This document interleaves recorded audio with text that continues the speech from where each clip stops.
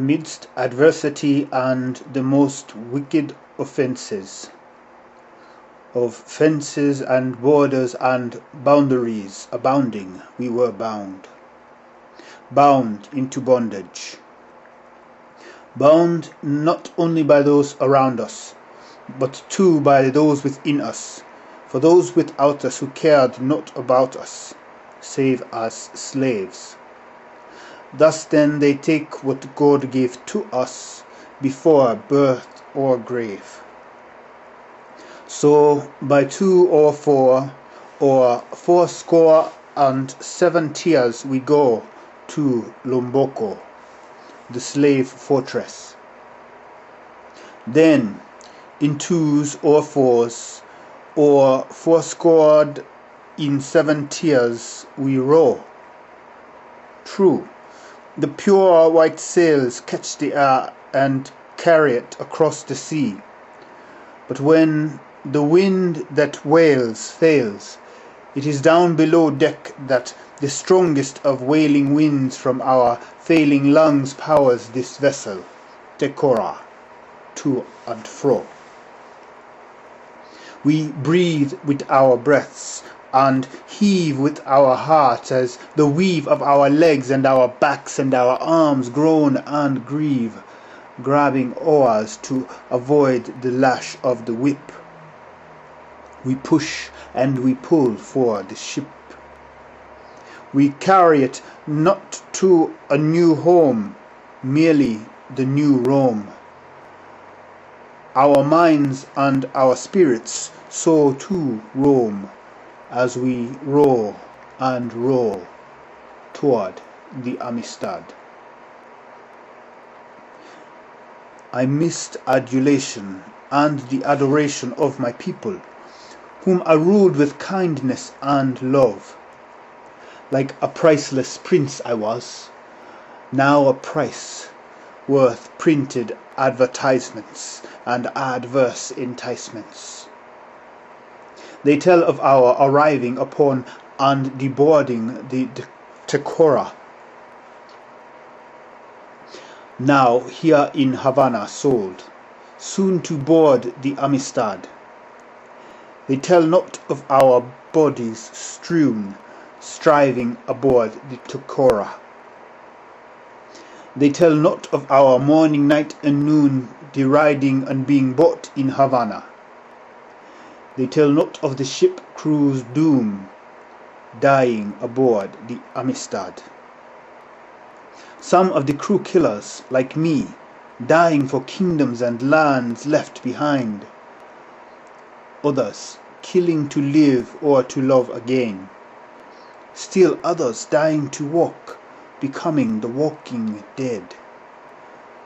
Some died on the deck, our forms cast aside in the wake of the ship, ne'er to wake, whether dead or some still alive, sent to die in a dive, due to ill-fashioned manifests or low food rations. Irrationally fashioned man invests in lewd passions, and vice versa. Lewd passions infest irrationally fashioned man. But even the lewdest of these passions, the passion for power, cowers under the towers of your majesty, having humbled his highness. Man bows low in this his offering of ode to his idol, to thee, Amistad. A mist advances across the land, the sea, the sky, the globe, and yes, human hearts and hands. It clouds our spirits, it shrouds our souls. It's loud and near. It prowls. It rolls across our sightlines. Our silence is approval. Internal upheaval begs removal, but the money's too much. Though some hearts are touched, they speak not for the souls caught in traps that were sprung. So now, down here, in the belly of Amistad. My dung done all the damage that can be done by lying in one's own dung. Down here, in this dungeon, this hull of whole hell that is Amistad of my fate. Of God's hate you are worthy, Amistad. A mastered blasphemy to me, whore, thee, Amistad. Bodies in feces piled deep, filthy Amistad. Steal us to sea, there to weep, stealthy Amistad. But your shame and my sorrow will cease, slave ship Amistad. Your crimes indeed will soon be redeemed, dear Amistad. We are about to reveal the glory of your name now, Amistad. We'd be free from dung, chains and rowing, royal Amistad. There's a power within us that's growing great, Amistad. Our fate will make your name a legend, lone Amistad. Our fight will make you free forever, fair Amistad. From oppressor to professor of liberty, proud Amistad. Sailing from seas to eternity comes the Amistad.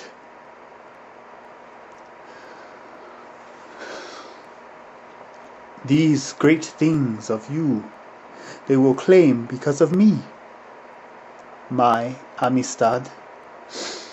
Though you cursed me and carried me in slavery, sweet Amistad, true love forgives all. No revenge, friend Amistad, even though you were the Amistad.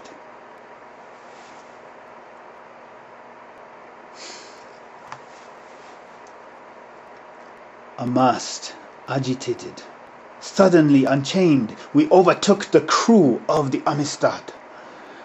The fire and sulphur of our anger rained down upon their heads and into their abdomens and hearts and across the cartilage of their throats. This boat sails eastward now, toward home, Sierra Leone, away from Rome, in great seaward strides, at least by day.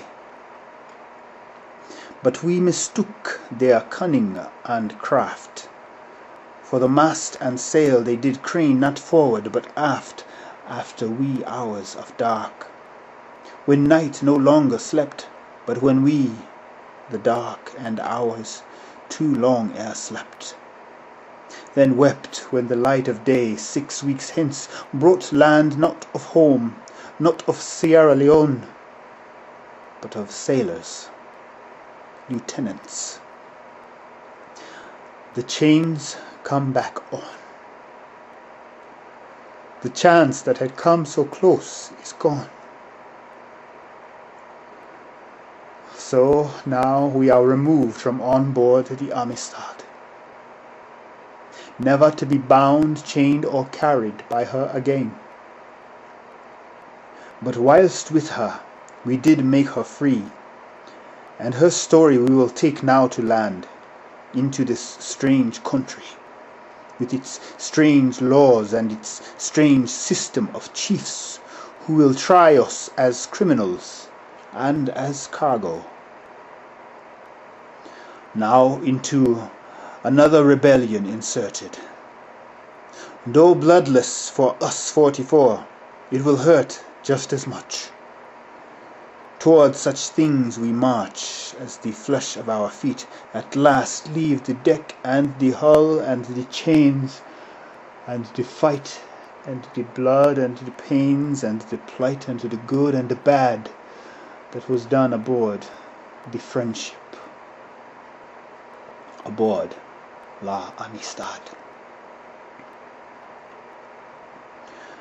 Now in this cell we sit.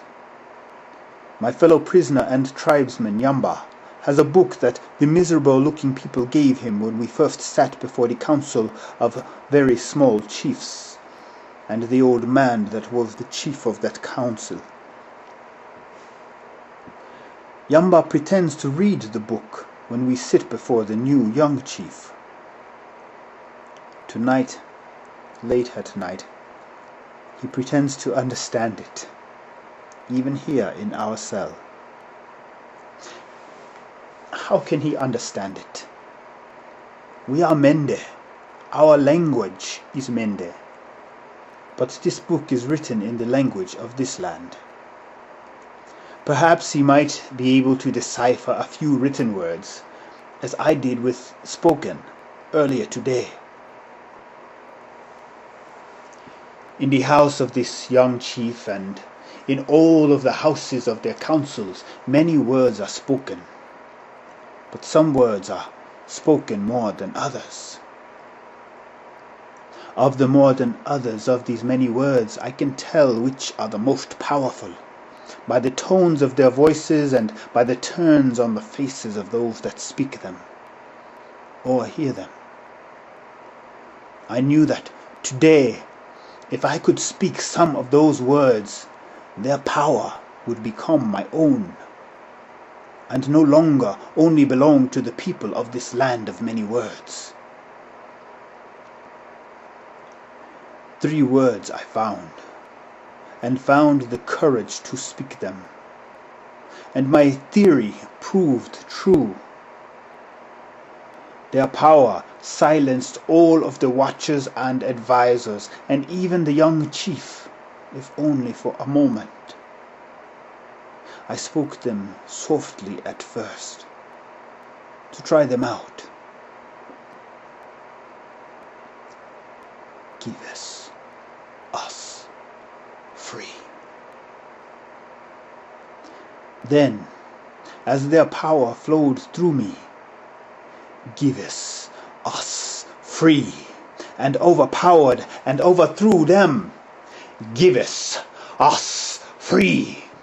Them and their artificial arguments and judgments and judges. Give us free. Louder and louder until I knew it rang out far beyond the house of the young chief, through my homeland. Give us free, to the ears and hearts and spears of my ancestors. Give us free. Even the miserable looking people looked not so miserable. Not yet happy, but not quite so miserable. But back to the book they gave to Yamba. Yamba says he is no longer pretending, and that he is beginning to understand the book.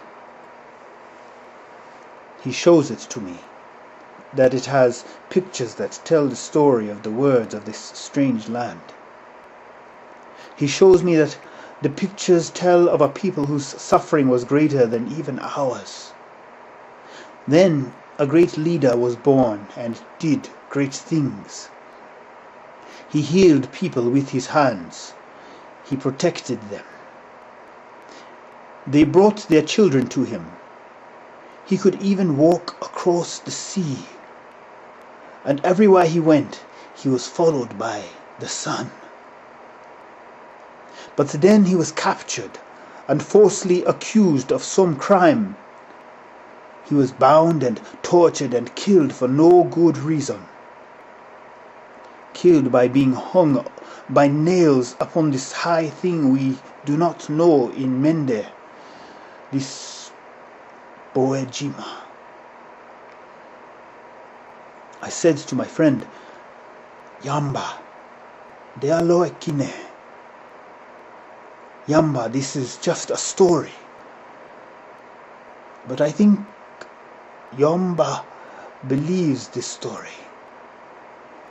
He believes that the leader was taken down from Boejima by his people and wrapped in a cloth, just as we do with our dead.